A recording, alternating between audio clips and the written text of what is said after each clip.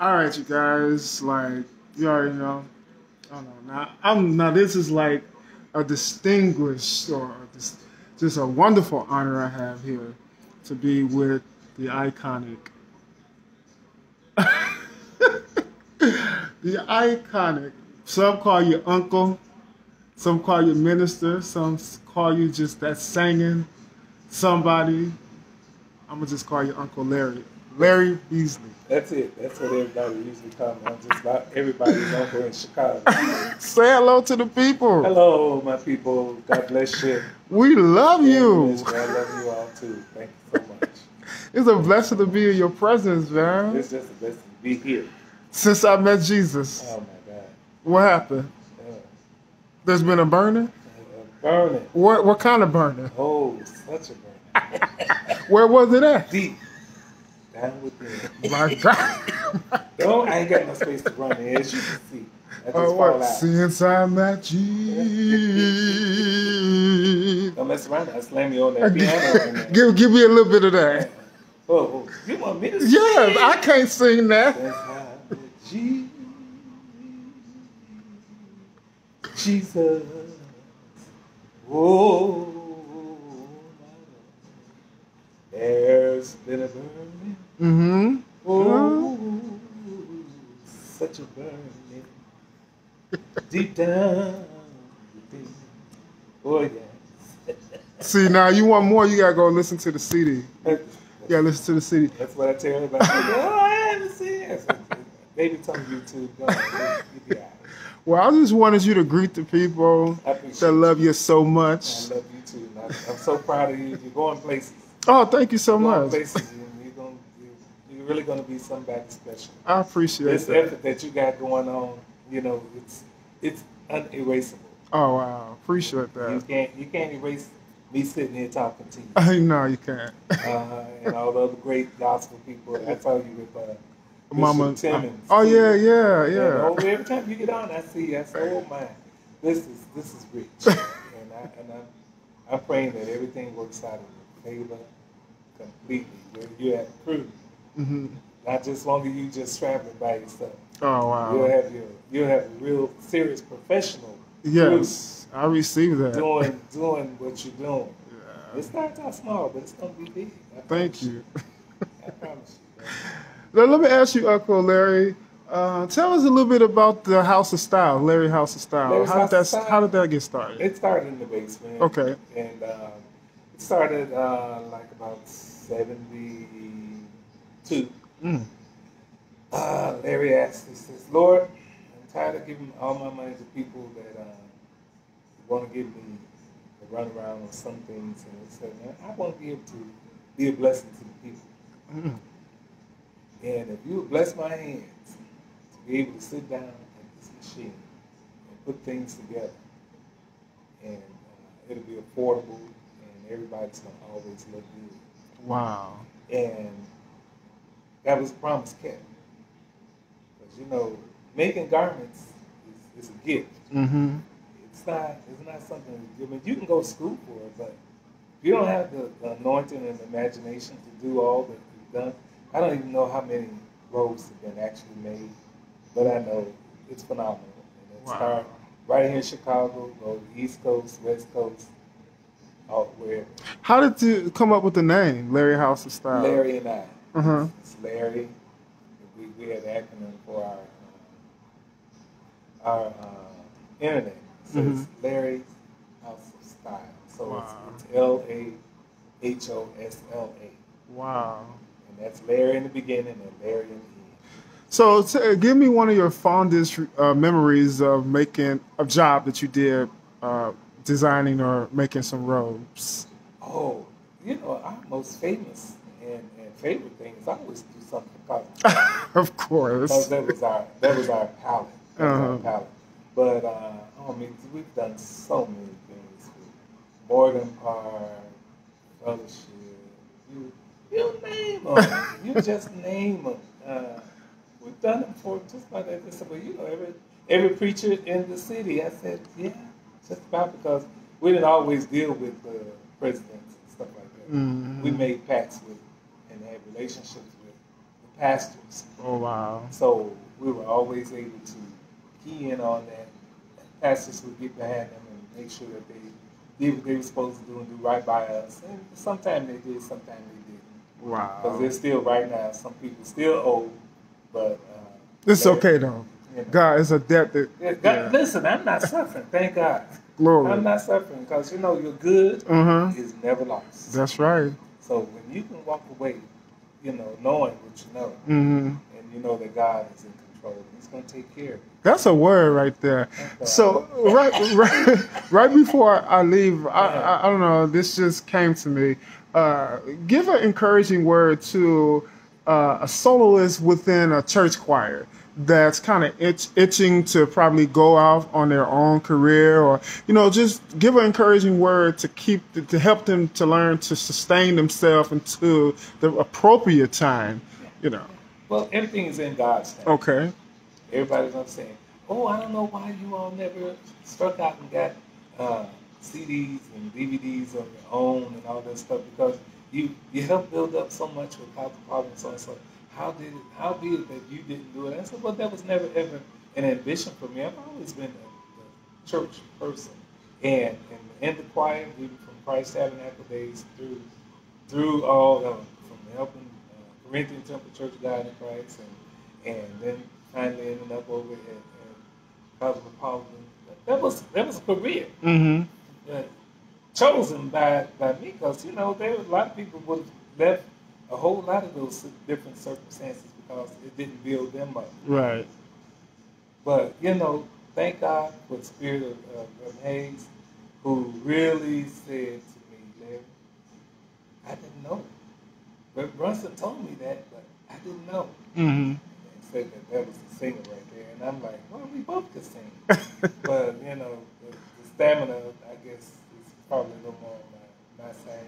But no, never had the ambition to do that. But always to the glory of God. Mm-hmm. I never had a formal training for music or anything like that. It's all God given. Mm-hmm. So you freely give it back. Hey, glory. You give it back to the people. What God has given you, you give it back to them. Mm-hmm. That way, you don't ever have to worry about I this and I that, because I have done nothing. Oh, okay. But be a vessel. Wow. And see, and that's what people fail to understand and realize that, a lot of people, they take the opportunity to do that. Wow. And so you do get a lot of people that consequently be in some nice choirs and stuff like that, and they're ambitious. Mm-hmm. And then they say, well, you won't say it like that. No, I won't say it like that. But you have the tenacity to want to do that. I'm comfortable. There are a lot of us. There are a lot of Larry Beasleys and Larry McDaniels and Diane Williams that will probably never ever have a CD or DVD or anything like that of our own. But our song have touched millions. Yes. And not only here in Chicago and the United States, but across the water. Anytime you go to Europe and people are sitting there crying because you're singing gospel music, right, and trying to let them feel what you feel. Wow. So how do it feel to know that you are a part of the dynasty of the Cosmopolitans dynasty? How do that feel? I never loved Cosmopolitan. I was there for 36 years, and that's basically home. I was at Christ T for like 12 years. I think we stayed with Ronnie and them for about a year or so. But my most time was spent at Cosmopolitan. Wow. And I got a lot. I had so much admiration for Reverend Brunson and Reverend Hayes, and my other pastor in this land, Reverend Maceo Woods. Yes, who I love, and we had a great business relationship. And he'd always call and say, "Brother Larry, it's about that time. Y'all got something in mind for us?" Mm-hmm. And I miss him so much. Oh yeah, I miss him so much. But talk about, I told him before he left, I said, I want to tell you something. Well, I got you captain. I want to let you know that you've been a mentor when it comes to class. Yes. And how to get on stage and handle yourself likewise. I said, you have a lot of students and you don't even know it. Mm-hmm. And I said, man, I'm one of your greatest admirers. Wow. And a student, you and Elton Jordan and all. I said, oh, I've been following you guys since I was like 13, 14 years old. Mm. So, yeah, I mean, this thing called gospel here in Chicago, I started naming out people as a rodeo little site for a moment. I was talking about Queen and Shelby, two of the greatest musicians ever to walk the earth. But every church that I know about, down through my wonderful tender years, all of those musicians, including my own dad, were great musicians. Mm-hmm. And I mean, they introduced you to gospel music. I mean, there's not a time when I didn't go and sometimes catch my stepmom going over a few things with Mahalia Jackson and stuff like that. You know, my dad was from Alabama, so he knew Alex Bradford. Mm. And all this seemed like everybody got here in Chicago, and it was a love form. And, you know, you fit in where you fit in. Fit in where you fit in. Yeah. And so, you know, I always say that when I see some young people going forward, Nate Harrison, his little group, and a few more other people, Nicholas and Nicholas Lathan. Nicholas. Are you talking about Nate Martin? Yeah, Nate Martin. Nate Martin. All Okay. All those babies singing and playing. Oh yeah. My chest just goes out when all of those babies are starting to take over where we're leaving off. Because we didn't come to stay. Right. Just come to share. We're pilgrims passing through this barren land. That's it. So you try to do the best you can while you can. You sing that song, as I travel through this pilgrim land. Pointing soul. What was it? Pointing souls to Calvary. Oh man, something. All those songs resonate with me. Yes. Have a great meaning.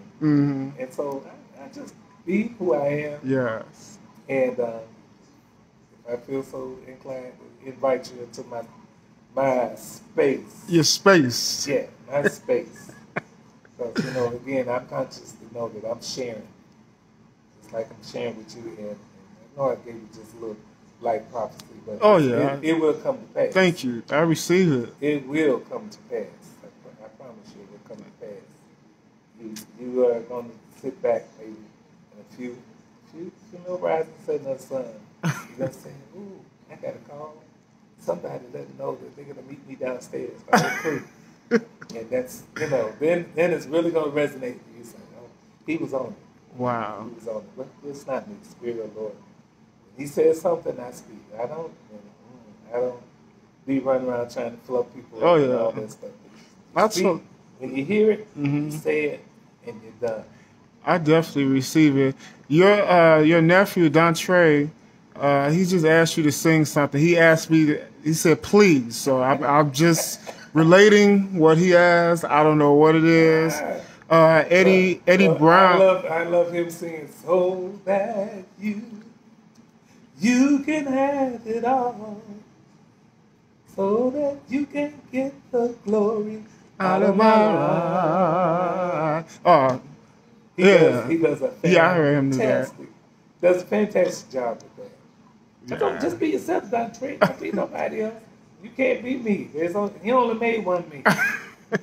And you have to be yourself. Let God use you. Always. And he can attest to that fact that I've always told him, be yourself. Oh yeah. Wherever you go. And in whatever company you be in, be yourself. Because otherwise, if you're trying to be like somebody else, they'll never know who you are. Oh yeah. Antonio Taylor says, Uncle Beasley. And Dontre says, thank you. That's my baby. Antoine finally came to where I really wanted him to be at while he was sitting up beside me singing tenor when he should have been over there garnering everything that he could get from Shelby and Ray. Wow, because he's doing a fantastic job over there. He's doing the most excellent job. I'm proud of him. Yeah. All of them. Every one of them that put God first. You got to do that. Oh, yeah. You can't manage this thing without having God first. Oh, yeah. Keep it and incorporate him in your plan. It can't help but be logical. Wow. Well, on that note, Lady Diane Williams is calling, so I'm going to go ahead and get off so we can go see her. Yeah, And she's up there by the airport. yeah, absolutely. We gotta go by over here. Exactly. Or she up there with a deer and antelope play. Oh, them deers! They got caution signs everywhere. Okay, because the deer are there. Yeah, they will tear your vehicle completely up. Yeah. Oh yeah. Yeah. Yes, Antonio said it's all because of you. But listen, you guys, we love you. Love this is you. me and Uncle Beasley. Love you. Love you. Love you. Love you.